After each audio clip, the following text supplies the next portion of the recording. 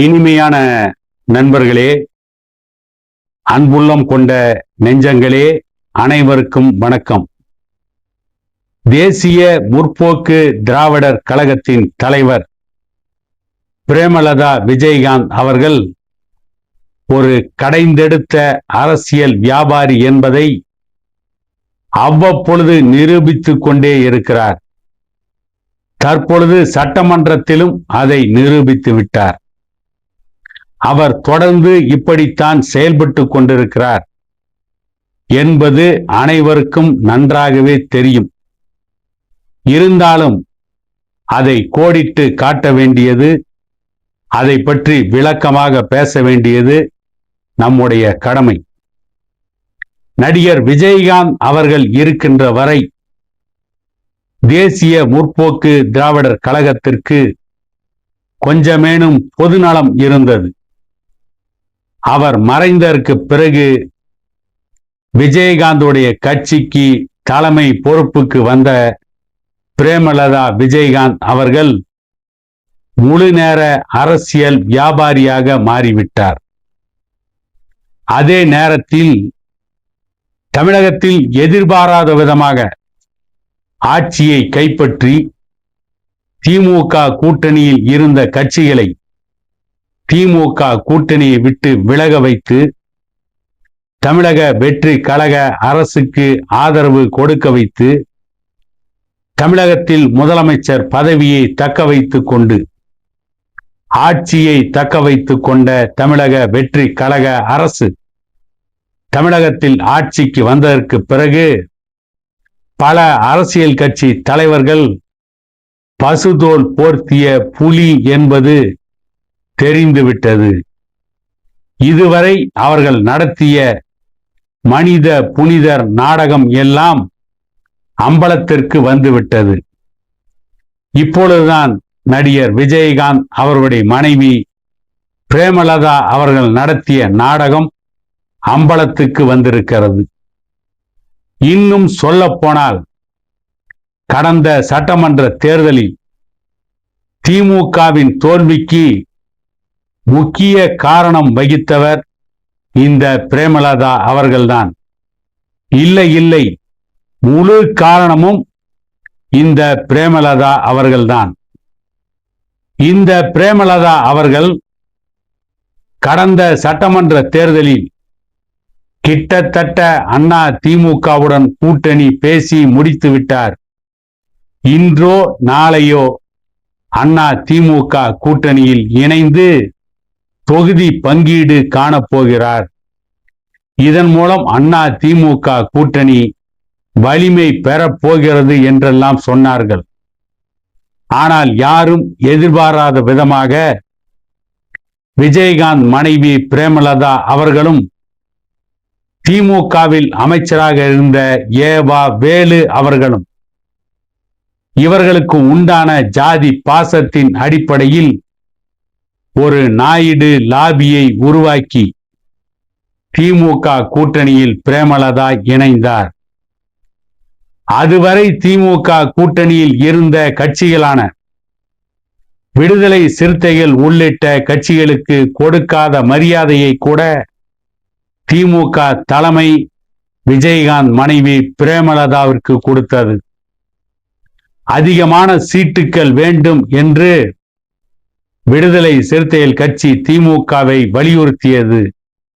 விடுதலை சிறுத்தைகள் கட்சிக்கு அதிகமான சீட்டுக்களை கொடுக்க திமுக தலைமை மறுத்தது.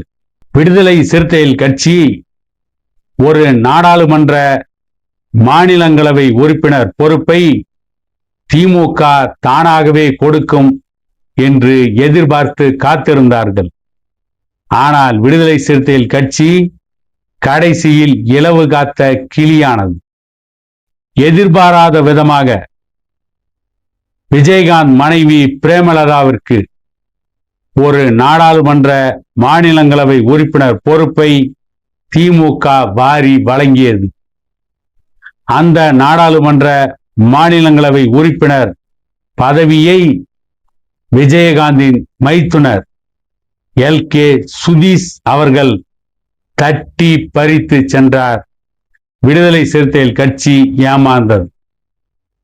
அதைப் போலவே சட்டமன்ற தேர்தலில் போட்டியிடுவதற்கு தொகுதி பங்கீடு பிரச்சனையில் விடுதலை சிறுத்தைகள் கட்சிக்கு அதிகமான சீட்டுகள் கிடைக்கும் என்று எதிர்பார்த்தார்கள்.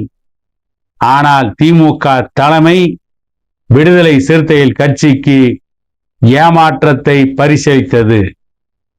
விஜயகாந்துடைய மனைவி பிரேமலதா அவர்களுக்கு, அவர்களின் தேசிய முற்போக்கு திராவிடர் கழகத்திற்கு அவர்களுக்கு இருக்கின்ற குறைந்த ஓட்டு வங்கியை திமுக தலைமை கவனத்தில் எடுத்துக்கொள்ளாமல் விஜயகாந்த் மனைவிக்கு 10 சட்டமன்ற தொகுதிகளில் போட்டியிடுவதற்கு வாய்ப்பை வாரி வழங்கினார்கள்.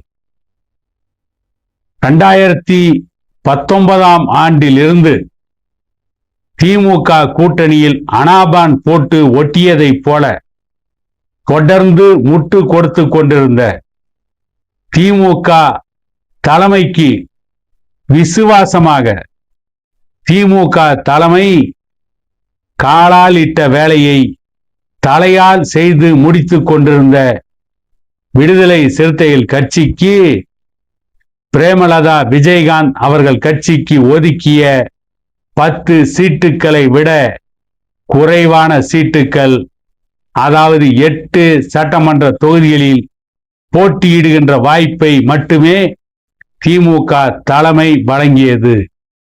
அதனால் விடுதலை சிறுத்தைகள் கட்சிக்கும் திமுக தலைமைக்கும் பிணக்கு ஏற்பட்டது.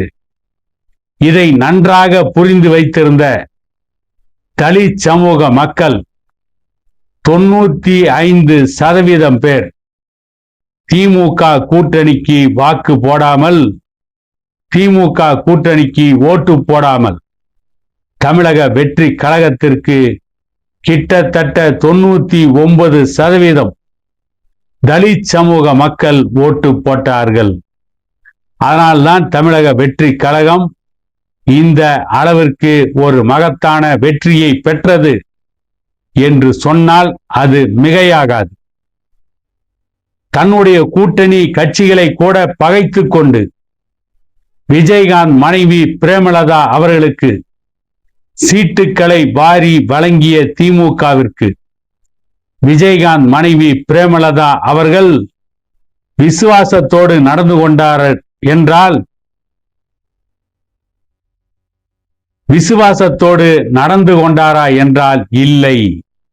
சமயம் பார்த்து திமுகவின் கழுத்தை அறுத்து விட்டார் என்று சொல்லக்கூடிய வகையில் சட்டமன்றத்தில் முதலமைச்சர் விஜய் பேசிய பொழுது, கர்நாடக முதலமைச்சரை சந்திப்பது என்று முடிவெடுத்திருந்தேன். கர்நாடகாவிற்கு வர வேண்டாம், இங்கு சூழ்நிலை சரியில்லை என்று சொல்லிவிட்டார்கள்.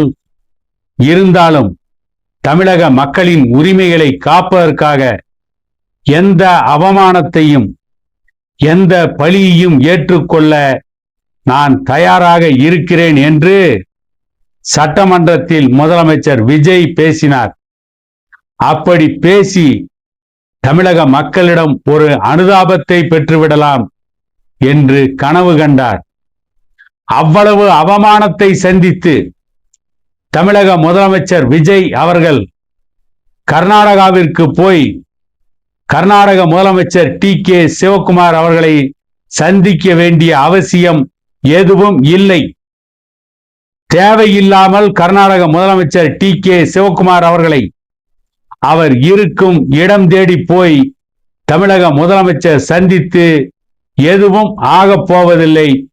அவர் ஒரு ஆணியை கூட புடுங்க வேண்டிய அவசியம் இல்லை என்று தமிழ்நாட்டில் இருக்கின்ற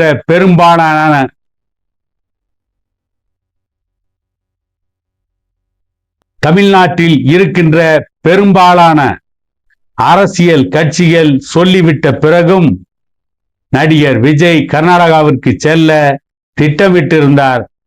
ஆனால் கர்நாடகா வர வேண்டாம் என்று அறிவுறுத்தி விட்டது. ஆகவேதான் வேறு வழி இல்லாமல் நம்முடைய முதலமைச்சர் கர்நாடகாவிற்கு செல்லவில்லை. ஆனால் சட்டமன்றத்தில் என்ன சொன்னார்? எவ்வளவு அவமானம் வந்தாலும் தமிழக மக்களுக்காக அந்த அவமானத்தை தாங்கிக் கொள்ள நான் தயாராக இருந்தேன். ஆகவேதான் கர்நாடகா சென்று காவிரி நதிநீர் பிரச்சனை சம்பந்தமாக பேசுவது என்று முடிவெடுத்திருந்தேன். ஆனால் பேச முடியாமல் போய்விட்டது என்று வருத்தத்தை தெரிவித்தார். இதுவே முதலமைச்சர் விஜய் அவர்கள் நடத்திய ஒரு நாடகம். கர்நாடக அரசுக்கு எதிராக சட்ட போராட்டம் நடத்த வேண்டிய முதலமைச்சர், கர்நாடக அரசுக்கு எதிராக மக்கள் போராட்டத்தை நடத்த வேண்டிய முதலமைச்சர், நான் கர்நாடக முதலமைச்சரை சந்திக்க இருந்தேன், அதில் அவமானம் வந்தாலும் ஏற்றுக்கொள்ள தயாராக இருந்தேன் என்று சொல்வதெல்லாம் தமிழக மக்களை ஏமாற்றுகின்ற வேலைதான். இதை சட்டமன்றத்தில் முதலமைச்சர் விஜய் அவர்கள் பேசிய பொழுது, அவர் பேசி முடித்ததற்கு பிறகு, தமிழ்நாட்டின் முதலமைச்சருக்கு ஒரு அவமானம் என்றால் நாங்கள் வேடிக்கை பார்த்து கொண்டு இருக்க மாட்டோம் என்று கர்நாடகாவை கண்டிப்பதை போலவும் நடிகர் விஜய்க்கு ஆதரவு தெரிவித்து பேசினார் பிரேமலதா விஜயகாந்த் அவர்கள். நடிகர் விஜய் அவர்களின் இந்த பேச்சை சட்டமன்றத்தில் இருந்த பெரும்பாலான அரசியல் கட்சிகள் ஏற்றுக்கொள்ளவில்லை. நடிகர் விஜய் பேச்சுக்கு திமுக உள்ளிட்ட பல கட்சிகள் கண்டனம் தெரிவித்தார்கள். ஆனால் பிரேமலதா விஜயகாந்த் ஏன் நடிகர் விஜய் அவர்களுக்கு ஆதரவாக பேசினார் என்று சொன்னால், திமுக கூட்டணியில் இருந்து விலகி தமிழக வெற்றி கழகத்திற்கு ஆதரவு கொடுத்து விடுதலை சிறுத்தைகள் கட்சி ஒரு அமைச்சர் பதவி வாங்கியதைப் போல இதுதான் சமயம், நாமும் திமுக கூட்டணி விட்டு விலகி தமிழக வெற்றி கழக அரசுக்கு ஆதரவு கொடுத்து அமைச்சராகிவிடலாம் என்று கனவு கண்டார். ஆகவேதான் தமிழக வெற்றி கழகத்திற்கு ஆதரவாக சமயம் கிடைத்தவுடன் பேசி இருக்கிறார் பிரேமலதா விஜயகாந்த் என்று இன்றைக்கு பலரும் குற்றம் சாட்டுகிறார்கள். ஆக மொத்தத்தில் தமிழ்நாட்டில் பல அரசியல் கட்சிகளின் முகத்திரை கடந்த தேர்தல் தோல்வியின் மூலம் கிழிந்து விட்டது.